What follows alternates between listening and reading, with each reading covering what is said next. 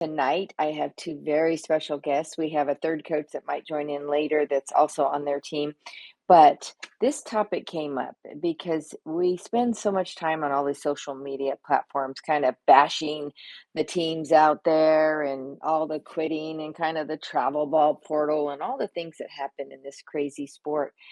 And it just like literally dawned on me. This team that we're going to talk about has been my personal favorite team in the last since 2002 was the first time I started, being in the sport of softball as a coach or, on the business side of it in some way at getting my own kids through the system. My husband's a coach, my son's a coach, my middle daughter is a head coach at a Division two. My youngest daughter is a litigation NIL Title IX attorney. So we are still all in the business of the sport. But what is the hardest thing to do of everything that we do in sport is making a travel team, one that is committed, one that is sticking together, one that's, willing to go and ride the long journey together. And there's always a few pieces that change, but never in all of my years have I met a group of coaches and families that have done what they've done. So I want to start by introducing John Eric, who is the head coach. And John Eric, I would love a little background about yourself when you started. And then, Mike, I'm going to cue you up to kind of talk about some of the successes you all have had along the way. So, John Eric, it's on you. Welcome to our group. This is John Eric, Hot Shots Viegas, and they are 18 and under now. He just went back on mute for some reason, but There we go. there we go. And John Eric is, we've been friends this is into our fourth year, but we met under strange circumstances. So I want you to tell us, when did you start coaching softball, and give us a little bit about your story. Hey, Sherry, thanks. Yeah, started probably back in 2013. My oldest kid was, we were just getting into the select softball stuff and getting into 8U. And yeah, just we didn't know where we'd go with it. You know, Eventually now, looking back, it's like, oh, man, it's been a up and down heck of a ride, right? I started as an assistant coach, just trying to get my feet wet, and then took me about a year to kind of take over the team, and then from there just took off. I've got kids now. We've got kids now on our 18U team that kind of started with us at 8U, and I mean it's been fun. From then to now, the game is I mean it's changed dramatically with how many teams there are, and it's just crazy how softball has grown, and um, I've been blessed to be able to coach this long and have a team and parents that um, that completely bought in from 9, 10, 11 years old until now to see their daughters committed. So it's been fun, and I've been like I said, I've been excited to see these kids grow, and Coach Mike is on here. He's been a huge part of it as well. Well, awesome. And Mike, I queued you up to talk about y'all's success. So I didn't have a check sheet in front of me. Tell us about your success. What tournaments have you maybe recently won? Maybe how it started, some of that. All right. So yeah, I mean, it's hard to define success, right? Right now, winning obviously tournaments, but back when we first started, um, success was in increments, just trying to win, local tournaments and then getting in back when it was a TFL and qualifying for the TFL, and then um, getting in and uh, getting in when we met y'all and getting us into the bigger tournaments. Right at 14U, we started doing well. We came in fifth, and um, in Colorado on the power pool, and then um, winning Top Gun, and then 16s. um, Getting at one time getting ranked the number one team in the country by alliance points, and just going for more and more, and just becoming a top team, in the country.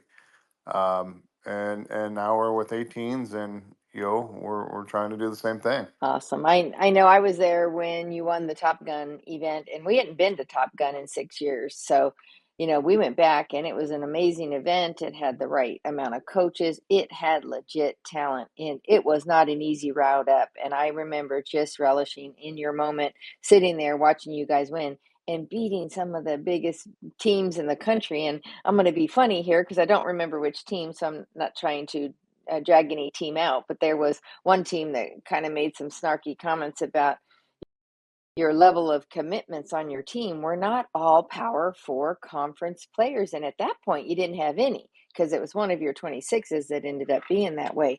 But I thought it was funny that people were equating your success to the label on the recruiting name on the profile page versus your ability to play the game.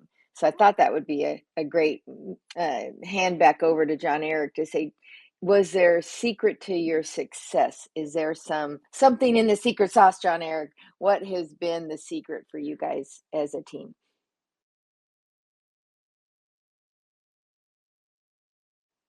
You got to come off the mute button. There you go. I lost you for a bit. Yeah, What was the it's question, okay. Sarah? I'm sorry. Go ahead. So just, after the Top Gun success, coming back in, and then is there some secret to your success? What's the secret sauce? Is there anything you can put your finger on? Talk to the audience about how to build the right culture to have this kind of success you guys have had.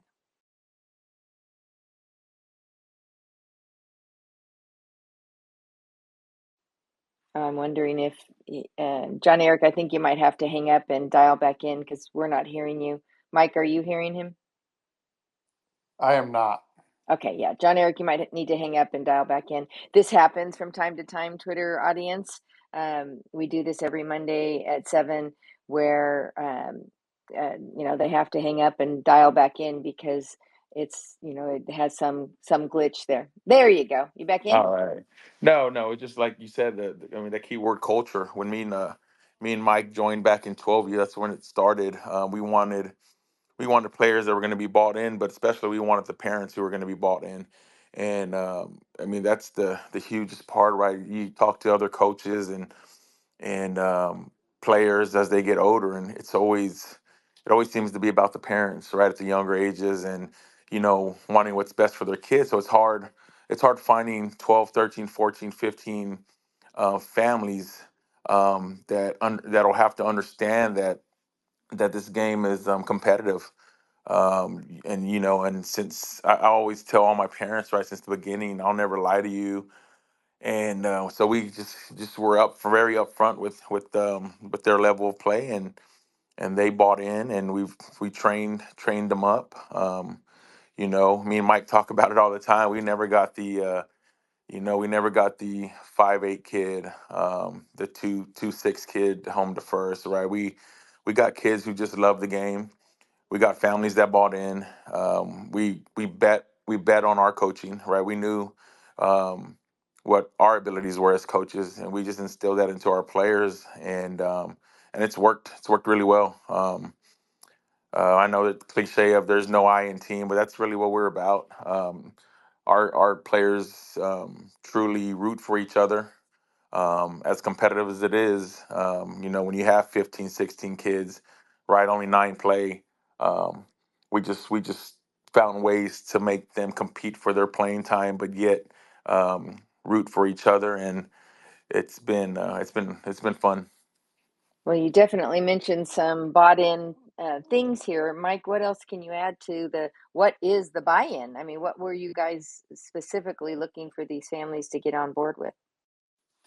So, so when we first kind of came on, and we talked about it, John, Eric, and I, and Brent, and we, it was funny is I was just recently um, finishing up a kind of like a book series with John Gordon, the Energy Bus, and um, culture wins in the locker room, something to that effect. I can't remember exactly. And we did stuff with the energy bus. It has a lot of good culture building, um, just team activity stuff. And we told the kids, hey, look, this is what we need to have you to buy into. And we told the parents, this is stuff that we're doing. We recommend you kind of be part of that as well. Um, and it's big on no energy vampires. And it's very cliche, and it's very just kind of um, I don't know. It's almost gimmicky, but it works. And we lost one or two of our, I would say, better players at the time who just did not buy in, and the rest did, and they were it. And that started us being the loud team, the energetic team, the fun team, right? Because we pushed positive energy breeds positive energy, and when we did that, that's you could just see it grow, and they were having fun and rooting for each other and trying to kind of one up each other a little bit on how much they were into it, and that just helped us out a ton. Well, and I know I've traveled quite frequently with you guys to the same events. One thing that I notice is your families all, I call it kind of like a community co-op. Sometimes you have somebody else's kid riding with you because of the amount of time we spend on the road in the summer. And yet I saw, you guys either sharing the same hotels or sharing um, Airbnbs together and working together. And, I'm on your group me, so I get a lot of the energy stuff there, but it's like who's got the food tonight, and hey, we're meeting at this time or that time. It was more than softball. So there was, events you did together. Did you guys assign roles to your families, John Eric? We Yes, we I don't know how long ago we started that, but it's always just something I've done since probably 10U is the girls spend a lot of time with each other, and we got to make sure they understand how to get through the tough times, the good times together. So I've always and every family's different. Every family's financial situation is different, but um we've been lucky enough to have families that we've hey, we're staying at this hotel. Hey, go book. This is where we're at. And Mike's wife has actually done a heck of a job for us over the last few years on making sure we're booking ahead of time, getting all our hotels, making sure there's enough rooms for all of us, and it just works. Team dinners, even after tough losses or big games that we won, and I mean everything. I mean just getting settled in, having a team dinner, talking about some things, softball and non-softball stuff. It just brought the players, brought them closer together, and the parents too. I know we've had games where a pitcher has a bad game or somebody had a big moment didn't come through, and it's never a blame. It's what can we do better? How can we make sure that doesn't happen? And just stuff like that. So it's really helped. Mike, any add-ons to that? Yeah, no. So um, that was something, like I said, or John Eric said about the hotel, and I thought that was great. And then we just asked our parents, hey, what can you do? These are the roles kind of we need. And I mean, everybody just stepped up, right? From game changer to sideline HD, to player sheets, to waters in the dugout, to, I mean, just everything. And it was just like bam, bam, bam. So everybody, you know, we get to coach, but everybody had a role in the team, and that I think helped with the cohesion as well as just um, giving everybody a job to do, and then our success is their success because it's just it is a true team, um, all the way around as far as everybody chipping in to Yeah, do I saw something. all hands on deck, right? Every week there might have been a missing mom, but it was the dad that filled in, or something was coming up, and you needed representation, and somebody stepped up. And Sandra, I have to acknowledge Sandra because she did one heck of a job of being the player profile person that handed it out. And with CSA, we like to get all the feedback, and we like to get the number of coaches that are there, and just the level of communication was run very professionally. John Eric, what happens when the unfair situations come up? Did you have any situations like that, and how did you handle them? Just being transparent with parents. At the end of the day, every parent wants to do what's best for their kid, and we try to make sure we get out in front of everything. We put all the cards on the table, let the parents know where we're at, what their expectations are, so we can let them know if we're close. And that's it. It's just being upfront with the parents, and even I mean even the last couple of years when we've had our team and we've had players wanting to get over here and try out and finish up their last year or two with us, and those are conversations I've had with the parents, just like, hey, this is where I see your kid. This is what we have. I mean, if it's the right fit, we'll make it work. But yeah, just we've me and Mike and Brent, we've been pretty straightforward with these parents, and they sometimes it's hard conversations, and but they accept it, and we've just been really successful that way. That's great. And anything else to add there, Mike? And then the question to you would be, what would you do differently? Are there some things you learned along the way? So, yeah, to add to it a little bit is, um, I do think John Eric's been a little modest with some of that because he does a great job, of getting all the kids in all the time, right? You see these teams, and we see, I mean, it's a straight nine. It's they're not leaving the field no matter what, right? And that just doesn't kind of happen here, right? He finds ways to get them in that they're going to be successful, not only for themselves but to help the team, right? And that's huge. I think that's been a great benefit to help our kids get recruited, and a little bit different, than some of the other teams I see. So, um, so I just wanted to throw that out there. Anything I do different?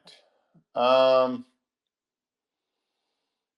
just younger age, right? I mean, let's face it. We all think at eight, tens, and 12s, it's a make or break, or oh my gosh, it's this.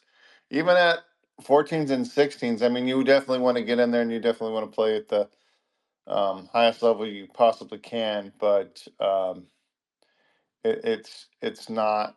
You have more time. Enjoy the time at the younger ages. That would be a big thing for me that I'd like to change a little bit. John Eric, how about you?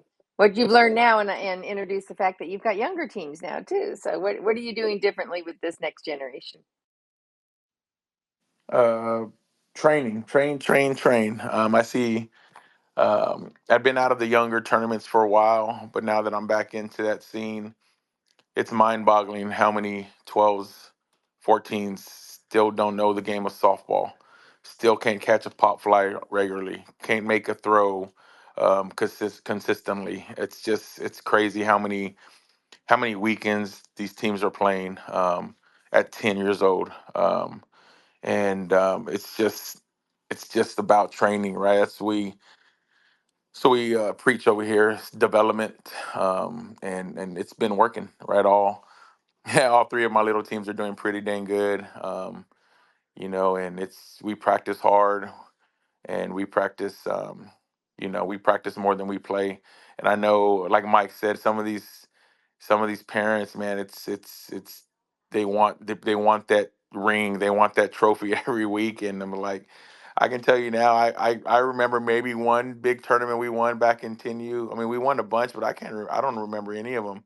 I'll remember Top Gun for the rest of my life. I'll remember two top five finishes at Power Pool in Colorado.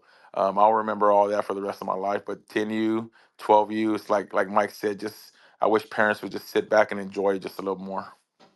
That's great insight. And now that you're looking back and saying to them, hold on, I want to put out here to everybody. If you guys will retweet that you're on here and let people know, and then also the little emojis down here at the bottom, you can give comments to the coaches here, and then if you want to ask a question, we definitely want this to be interactive.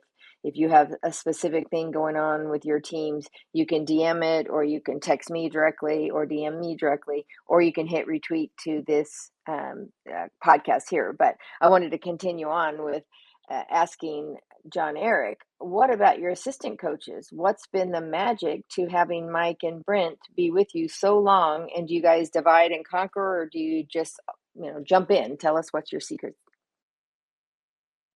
Yeah, we actually we talked a little bit about it at our Christmas party last week, and yeah, without those two guys, none of this is happens. Mike does so much on the backside. He's our, he for a living he's an IT guy, right? So he gets all our sheets ready. He does a ton of stuff. Coach Brent's our catching coach, but we all talk. We have open conversations about what we think should be going on with this team, who should be playing, matchups. When we talk a bunch of stuff, we're not always on the same page, but we respect each other's opinions, and then we go from there. And I like to give them a hard time. Hey, at the end of the day, you can tell me what you want to tell me, but I'm still gonna make the lineup.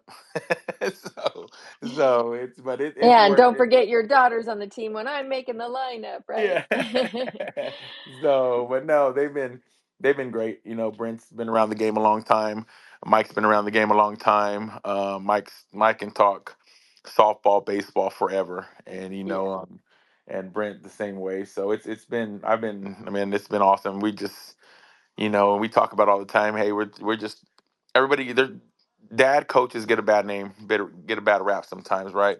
Um, it feels like when everybody starts coaching, most of them are dads, right? So, and then they feel there's a time where they got to pass their kids off, and I was waiting for that time. I'm sure we are waiting, all were waiting for that time, and we just had something so good that we were like, hey, if we got this and we're competing against the best teams in the country, I think we can kind of push that dad title to the side and just say, hey, we're coaches, and we can coach against the best of them. Absolutely. And with your level of open communication and years working together, that's been a gift, really. Has there been any differences? I know y'all have had multiple brand changes, and sometimes not by choice, right? We were all involved in one that wasn't our choice. Is there something in these different organizations that differentiates the brand versus, your approach to doing the game? Has there been a change there for you? No, for us, with what we have, I've got, parents tell me all the time, like, I don't care if you were called the Little Rascals fast pitch, we're going where you guys are going, So, we like where we're at. We're a little over a year in, and I feel like, the Hot Shots organization is um, kind of what I feel about the game, right? I mean, we want to play we'll play anybody, anywhere, anytime. That mindset, I know Ed's not on this call, but Ed Naldine, man, he's been around the game so long, and this last 4 years, learned so much from the guy, and it's been good. We've been like I said, we've been other places, and it's just at the end of the day, it's there's only so much an organization can do for you. You have to do it for yourself. You have to do it for your players. You have to do it for your parents, no matter where you're at. So we like where we're at. We're in a good spot. Love it. Mike, would you like to add to that? Yeah, no, I agree. I honestly, I think right now with being with the Hot Shots, it's a great fit. I think our cultures kind of align. I think it's just we're gritty. We're just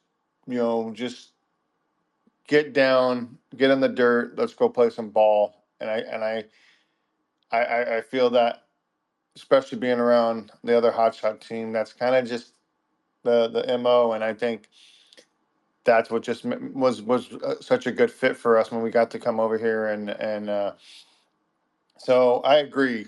Um, I just think there's definitely organizations that they have their culture. I don't necessarily know that we changed our culture. I just think we finally found the organization that fit our culture. I'll leave it at that. Yeah, I would agree with that. And I've said it, on several podcasts. The brand is the people, and the people make the brand. but some of them are set up differently and have different things they do. And the biggest challenge for me over the years has been just the different sanctioning bodies and drawing the line, the sand line in the sand, and you can't come over here and you can't play here unless you do this or that. And I just, I think even though people want to bring it together, I think there's been a lot of, we're not coming to your tournament. We only go to this tournament. And I think that's some, unhappiness from my perspective. And then, back to your team, it was amazing to see them since the seventh grade and eighth grade, committed, and you guys did a heck of a celebration. And the detail behind what you did for them was like a college graduation. I just have to compliment you guys on that. I was so blown away at, the photo book that you gave them, each one of them customized, and each, the signing ours. And I mean, these are memories that go with us, like you said, for years. You might forget the 8 and under and 10 and under games, but you don't forget the relationships. So talk about some of the relationships. I know in the recruiting part of it, being on this site, it's one of the first times I've had pairs of kids going to the same place, which has been exciting. Mike, you want to touch this one first? Yeah, I mean, it's the relationships has just been great. We've got to have these kids for such a long time, and so just building um, other friendships between them is just awesome. And um, going, you know, I kind of saw it going that way. It was interesting. It's just seeing them go to the same schools. I know it wasn't planned, but it just seemed natural with these kids. So yeah, it was pretty special. Awesome. And John Eric, your perspective on this? Yeah, it's awesome how close they are. It's they have their own team group text that I feel like it goes off every day 100 times, right? That's just how they talk about everything. They talk about you should see their group chat after a tournament or before a tournament or when we're playing a certain team, or oh my goodness, they love each other. And I'm really happy that a few of them are able to go get to the next level, play at the next level next fall, and they'll go together with some of their teammates, and they'll remember that forever. That's awesome. And I know, and I might quote the numbers wrong, but Mike's always been great about sending me. The thing I liked about you guys from a recruiting perspective, not only did you have a team agreement with me, but your team bought in. There was never one kid that was a slacker. They were all in, and I think I heard one of them say, "Look, if you're not doing your emails, you're cheating the team." And I thought, "Wow, that was amazing." But I think it was last summer, Mike, there was 178 or 187 coaches that actually showed up in a 7-week period to see your team play. And, tell me, how did you guys do that? How did you convince them to, trust the system it's not even the process, but the system that we introduced to them? No, we kind of just yeah, it was going back. Yes, the number that was a crazy number, but yeah, that was right around that mark. Um, just like you said, we talked to them and just said, hey, um, this is to help you, right? And this is to help your teammate. And they bought in. I mean, that was it. They knew that, okay, getting those email out will not only help me, but it'll help my teammates. And then, it was just a chain effect. That's what these kids and parents and the culture just do. They don't, you see teams all the time, like better teams that we see. There's very few good teams that I feel like are similar to us. They'll sit there, they're very quiet. They don't say a word. They don't cheer. They don't do nothing. And these girls aren't that way. So you know, I expected nothing different when we asked them to do the emails part of the CSA system, that they were going to do it, and they did, because it wasn't only for them, it was for the rest of the team, so they knew that. And um, and it worked, right? And we showed them, hey, look, these emails are working, because it was like, hey, this coach is coming to see this person. We tell them that, hey, look, they're here. We were never, we were, as much as we're transparent to the parents, we're that transparent to the players as well. We made sure they knew um, what they were doing right and what they're doing wrong, um, and they owned it. John Eric? Yeah, I remember being seventh and eighth graders, having seventh and eighth graders looking up in the stands at a live tournament, and I think there was an assistant coach from North Texas, and the girls just freaked out, like, oh my goodness, there's a coach there. And then to go the following summer with 100 and something coaches, it just became um, the norm. And we had a meeting we were out of town at the tournament, and we called a parent meeting, say, hey, this is the plan, this is the process, the plan we've been given. Um, we expect each of your kid to buy in. We expect you guys to help with that process. And they did. The parents, they took it to heart. I mean, at the end of the day, right, it's their investment.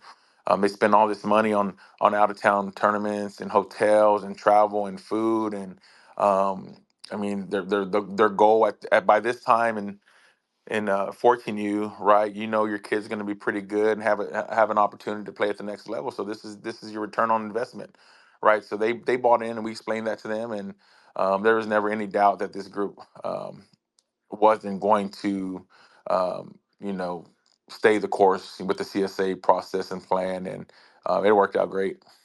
Yeah, and it was a privilege for me to be on it, and because part of my plan and what I create is the feedback from the college coaches. And one, they loved Sandra, and I'll give the secret to her sauce. Everybody, she just went around and said, "Thank you so much for coming. Can I get you a water? Did you come to see someone specific?" Because if they did, John Eric and Mike wanted to give that feedback directly, showing that their emailing was working, and then what we saw over time, it was a group of coaches that came back. It was this solid audience, and I think that's where the pairing went off. Like, hey, I think I can get Caitlin. Man, she's a center fielder and a pitcher and a hitter, but man, maybe we can have Ari too. And it worked out. Two pitchers going to the same university. I mean, this coach is just in heaven. And the same for Obbs, and Obbs, because of her birth date, had to float back and forth between teams. And I think that's important. Like a lot of people talk about having, one team and one brand and coming up, and how everybody kind of starts that way. But the hard part with having one brand is not having a pipeline of where you can go next. So we were able to move OBS, to an 18 and under team, and then have her come back to finish with her group. So it gives that flexibility and that ability to work amongst the groups. And just like with Lida's a pitcher committed to South Dakota State, and she needed to stay back in 16s and get a little more leadership and time under her belt. And man, you guys were, hey, whatever it takes for Lida, when you could have used her too, right? So there's this togetherness and what's in the best interest of the student athlete amongst the teams, but building that depth. And I know you've mentioned a number, everybody would love to have 9 with no injuries and nobody missing, but I think, what was it, 15, John Eric, you thought was the magic number? Correct. 15, 16. I like that number. Just for injuries, for rest, for kids. I mean, it's a grind, physically and mentally, right? Sometimes you have kids that just break down because, and like our schedule consists of, on the road for weeks at a time, and you gotta be able to rest a player and just, next man up, and it's just yeah, I've always liked that number 15, 16. I know some of the bigger teams like 20, 22. I just feel right at 15, 16. I can I can make sure kids are playing, kids are contributing, and parents and feel comfortable with that. Mike, any thoughts there? No, I agree. Obviously, I mean, that's. I mean, hey, would we like 22 with like 5 pitcher onlys and all that? Sure, I think that'd be great. Um, Unfortunately, a lot of times we'd put out, we never got it, right? And then we just made it work with what we got. And so that's kind of been our mold as far as being able to handle it and handle that and handle it well. And I know I saw that a couple times for you guys needing a player here and there, and it's hard. I mean, that's something we can all argue about is when is the right time for a pickup player that doesn't disrupt your culture, right? And that's fair to everybody. Any thoughts on that, Mike? Yeah, no, and that's I think kind of again what John Eric said earlier is the transparency to um, the parents and the players. Like, hey, look, this is what we're doing, and this is what we're getting. I mean, we did end up picking up a player this fall with us, and she's been great.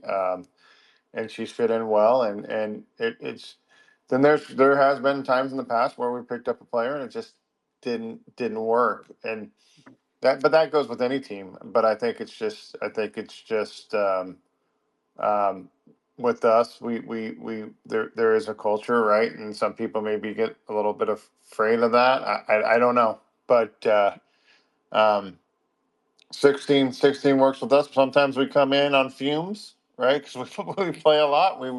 We finished a tournament in Colorado this last year with 8.5.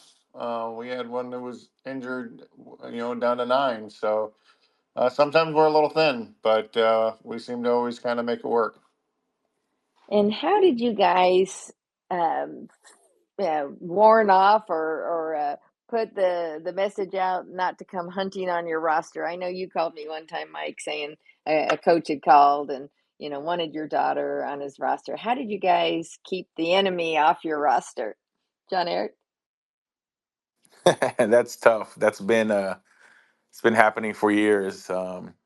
We develop them, then they want to manage them, So that's been going on for years. But I know it's hard. It's saying this. I'll never. I've probably gotten in trouble a few times for not doing it, but I'll never beg a player to stay if they think that's there's a better fit for them somewhere else, and they let me know, and we'll have a conversation on why. But I'll never beg a player to, hey, I gotta have you. I need you. I need you. Like Wolf, I've always figured it out. I've lost the number one pitcher. I've lost the shortstop at the same time, and the following weekend we win a big tournament without them. So it's just if the parents feel that it's better elsewhere, then that's their decision. But yeah, it's tough. It's been happening for years, and like I said, luckily we create the culture. The transparency's there with the parents to let them know, hey, this is, and they see it. They know how important their kid is to our team. We let them know. But yeah, that's just kind of where I'm at on that issue. Mike, any thoughts there? No, I agree. I mean, that's stuff that we've talked about before. Honestly, I think, you know, maybe it's a little. We try to take a little bit of credit, but honestly, I think the girls are the ones who keep each other there. It's not a. I know there's probably some that could go play others and whatever, but it's more they want to play with each other. So the culture that was created at a young age just stayed, and they don't want to go anywhere, right? And then we have had some that have left, and honestly, John Eric and I have talked. I mean, we'll help you find another spot. I mean, we're not. It's not about us, right? It's That's the problem with travel ball these days. It's about me. It's about this. It's I did this, and it's like, nah. We've never been that way, right? We've always you know uh, felt, or at least I feel that we've always done. To try to put the girls first. I think John Eric's done an awesome job at that, and we talk about it a lot. It's like, hey, what we think is going to be best for them, and we wish them nothing but the best, and we'll help them any way we can. And still to this day, if they reach back out, we'll help. So um, I think that's just kind of what we do. Well, and I'm going to summarize here just some points that you guys have discussed during this call. I can't believe how fast the time goes by, but you guys created culture of energy, no vampires, that you're loud and energetic and that you cheer for each other, you're for each other. You do group texts and group chats, and you really had roles for the family. So everybody was contributing and participating, including, the communication and technology and player sheets and even refreshments. And then just being transparent and, always finding a way to do what's right for the student athlete, and even at the younger ages. And I think then, in my perception, you guys created a reputation that, wow, this is a great place to be. And maybe sometimes people didn't come because they weren't so sure how they could bust in and take a spot from one of your core players, right? That has happened over time. And then just the results, and to me, the proof in your results shows that your, recipe worked. And any closing thoughts to this, Mike?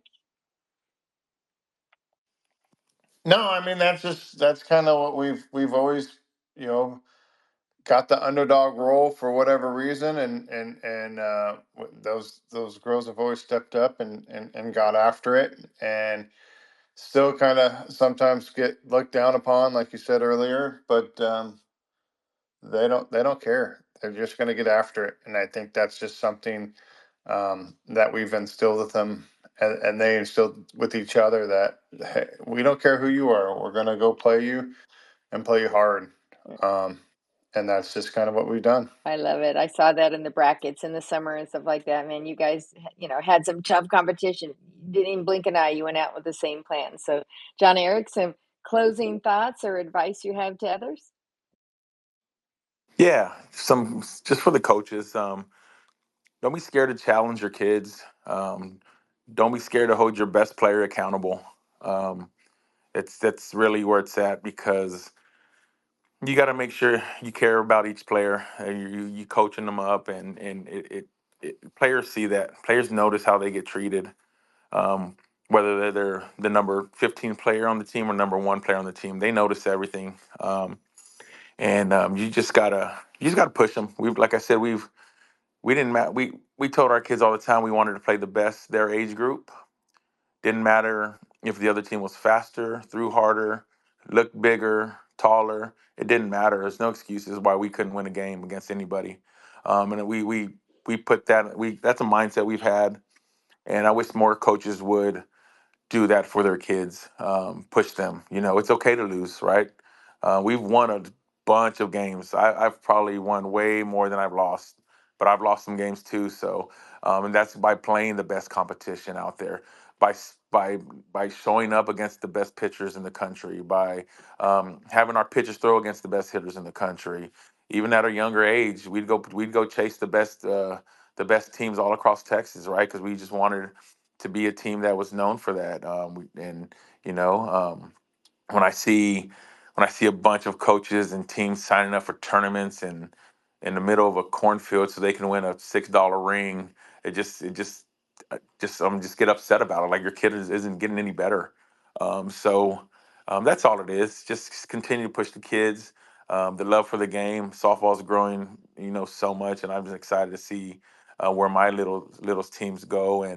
But we got one more summer with the older girls, and we've got 6 tournaments on the Leave No Doubt tour, so we're ready.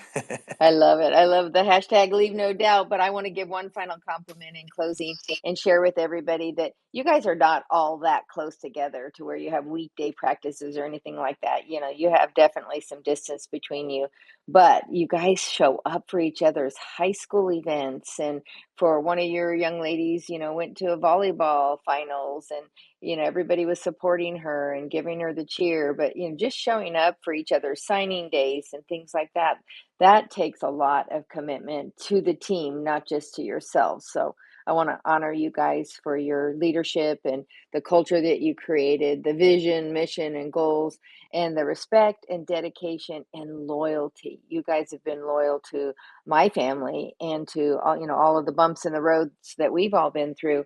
But and it's because of the support and the family and the friendship and knowing what's important in the end. So I just wanted to thank you guys for that and wish you great on your Leave No Doubt tour, and make sure that everybody's following you guys to watch how you do this summer. But we will be there on the sidelines. And again, thank you guys for your time tonight. And if all of you in the audience want to share it, it's recorded, and we appreciate that. And then maybe we can continue to improve the game of softball, one team at a time.